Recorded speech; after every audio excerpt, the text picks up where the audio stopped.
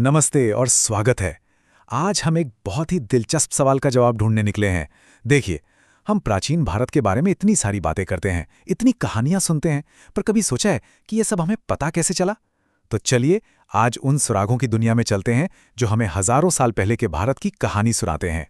तो सवाल यही है ना, कि इतिहास को आखिर सुलझाया कैसे जाता है। ये कोई सीधी सादी कहानी तो है नहीं, बल्कि एक उलझी हुई पहेली है। अब सोचिए, हमारे पास कोई टाइम मशीन तो है नहीं कि हम पीछे जाकर सब कुछ देख आएं। तो फिर इतिहासकार किन सुरागों के दम पर अतीत के बिखरे हुए टुकड़ों को जोड़कर एक पूरी तस्वीर हमारे सामने रखते हैं। और देखिए, इसकी सबसे अच्छी मिसाल तो हमारे देश के नाम में ही छिपी है। ये बात कितनी कमाल की है ना, कि भारतवर्ष का जिक्र हमें सबसे पहले एक पत्थर पर लिखे अभिलेख में मिलता है। फिर आए यूनानी, उन्होंने इसे इंडिया कहना शुरू किया। और फिर मध्यकालीन दौर में सिंधु नदी की वजह से इसका नाम हिंदुस्तान पड़ा। मतलब जगह एक ही है, पर अलग अलग वक्त के स्रोत हमें अलग अलग नाम बताते हैं। यही है सुरागों की ताकत। तो अब आप समझ रहे हैं, ये सब बस ऐसे ही नहीं होता। इतिहासकारों के पास आप कह सकते हैं एक पूरा का पूरा टूल किट होता है। वो किसी एक चीज पर आंख बंद करके भरोसा नहीं करते। नहीं, वो अलग अलग तरह के सुरागों को, सबूतों को एक साथ रखकर, उन्हें परखकर, तब जाकर अतीत की एक मुकम्मल तस्वीर तैयार करते हैं। और ये रहे वो तीन मुख्य सुराग। यही हमारे आज के सफर का रोड मैप है। पहला साहित्यिक स्रोत, मतलब जो लिखा गया। दूसरा विदेशी विवरण, यानी बाहर वालों ने हमारे बारे में क्या कहा। और तीसरा पुरातात्विक साक्ष्य, वो चीजें जो जमीन के नीचे से मिलीं। तो चलिए एक एक करके इन सबको खंगालते हैं। तो सबसे पहले बात करते हैं लिखे हुए सुरागों की, यानी साहित्यिक स्रोतों की। ये वो खजाना है जो हमारे पूर्वजों ने शब्दों में हमारे लिए छोड़ा है। इसमें धर्म की बड़ी बड़ी बातें भी हैं और उस जमाने की रोजमर्रा की जिंदगी की झलक भी। और जब हम लिखने की बात करते हैं तो सबसे पहले जिक्र आता है वेदों का, जिन्हें सबसे पुराने ग्रंथों में से एक माना जाता है। देखिए, ऋग्वेद में देवताओं की स्तुति है, जिससे उस दौर के लोगों की सोच का पता चलता है। यजुर्वेद हमें यज्ञ के रीति रिवाजों के बारे में बताता है। सामवेद, अरे इसे तो भारतीय संगीत का पितामह ही कहते हैं। और फिर आता है अथर्ववेद, जिसमें जादू टोने और आम लोगों के विश्वासों का जिक्र है, जो हमें उस वक्त के समाज को और करीब से दिखाता है। लेकिन कहानी सिर्फ वेदों पर खत्म नहीं होती। हमारे पास 18 पुराण भी हैं, जो कहानियों और राजा महाराजाओं की पीढ़ियों के ब्यौरों से भरे पड़े हैं। और यहाँ एक बहुत ही काम की बात है। विष्णु पुराण से हमें सीधे सीधे मौर्य वंश के बारे में जानकारी मिलती है, और वायु पुराण से गुप्त वंश के बारे में। तो आप देखिए, ये धार्मिक ग्रंथ कैसे सीधे इतिहास से जुड़ जाते हैं। ठीक इसी तरह बौद्ध और जैन साहित्य भी उस जमाने में झांकने के लिए एक खिड़की की तरह हैं। एक तरफ है बौद्ध धर्म की जातक कथाएं, जिनमें महात्मा बुद्ध के जीवन और उनकी शिक्षाओं का जिक्र है। तो दूसरी तरफ जैन धर्म के आगम ग्रंथ हैं, जो हमें महावीर के जीवन और उस समय के समाज के बारे में बताते हैं। अच्छा, एक बात और, ऐसा नहीं है कि उस जमाने में सिर्फ धार्मिक किताबें ही लिखी गईं। बिल्कुल नहीं। चाणक्य का अर्थशास्त्र देखिए, ये मौर्य साम्राज्य को चलाने के लिए एक तरह की गाइड बुक है। फिर कल्हड़ की राजतरंगिणी है, जिसे कश्मीर का पहला सिस्टमैटिक इतिहास कहा जाता है। और पाणिनि की अष्टाध्यायी, संस्कृत ग्रामर पर लिखी पहली किताब। ये ग्रंथ हमें धर्म से हटकर सीधे सीधे उस वक्त की राजनीति, समाज और भाषा की जानकारी देते हैं। तो ये तो हुई उन किताबों की बात जो यहीं लिखी गईं। अब चलते हैं अपने टूलकिट के दूसरे औजार पर, विदेशी यात्रियों के विवरण।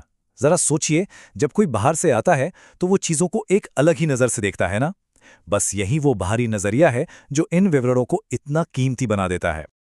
और ये सिलसिला बहुत पुराना है। देखिए, इतिहास के पिता कहे जाने वाले हेरोडोटस ने भारत के बारे में लिखा।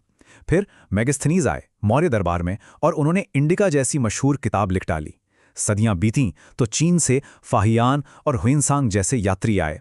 उन्होंने गुप्त और हर्ष के शासन का आंखों देखा हाल लिखा। और फिर 11वीं सदी में अल बिरूनी ने तो किताबुल हिंद में भारत का एक ऐसा गहरा विश्लेषण किया जो आज भी हैरान कर देता है। किताबें हो गईं, यात्रियों के विवरण हो गए। अब बारी है तीसरे और शायद सबसे ठोस सबूत की, पुरातात्विक साक्ष्य। ये वो चीजें हैं जिन्हें हम छू सकते हैं, देख सकते हैं। वो चीजें जो हजारों साल बाद भी हमारे सामने मौजूद हैं। पत्थर पर लिखी इबारतें, पुराने सिक्के, टूटी फूटी इमारतें, ये सब। और इन सबूतों में पत्थर पर लिखी बातें यानी शिलालेख कमाल के होते हैं। इनके अध्ययन को कहते हैं एपिग्राफी। और ये इतने जरूरी क्यों हैं?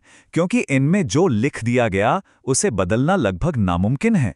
ये सीधे राजाओं के फरमान होते हैं या दान का ब्यौरा, मतलब सीधे उस जमाने से आई एक सच्ची आवाज। जरा इन उदाहरणों पर नजर डालिए। हाथी गुम्फा अभिलेख, यहीं पर हमें पहली बार भारतवर्ष शब्द लिखा हुआ मिलता है। जूनागढ़ का अभिलेख संस्कृत का पहला लंबा शिलालेख माना जाता है। प्रयाग स्तंभ पर समुद्रगुप्त ने अपनी जीत की गाथा लिखवा दी। और ऐहोर अभिलेख से हमें हर्ष और पुलिकेशिन द्वितीय की लड़ाई का पता चलता है। तो ये पत्थर के सबूत हैं जो किताबों में लिखी बातों पर मोहर लगाते हैं। और कभी-कभी तो एक छोटा सा सिक्का भी पूरी कहानी कह जाता है। ये देखिए, हम सब समुद्रगुप्त को एक महान योद्धा के तौर पर जानते हैं, है ना?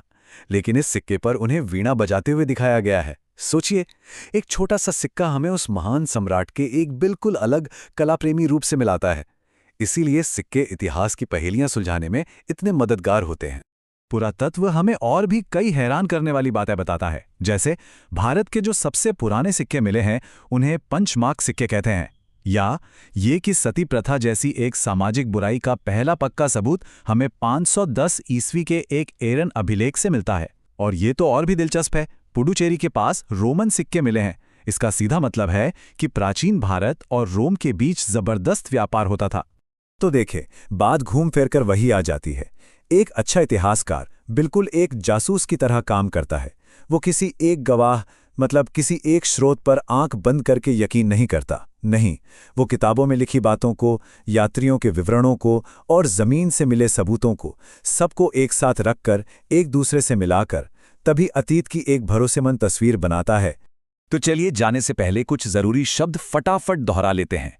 एपिग्राफी यानी शिलालेखों की पढ़ाई, आगम जैन धर्म के पवित्र ग्रंथ, पंचमार्क सिक्के भारत के सबसे पुराने सिक्के, राजतरंगिनी कल्हण का लिखा कश्मीर का इतिहास, और हाँ, हाथी गुम्फा अभिलेख जहां हमें पहली बार भारतवर्ष नाम मिलता है।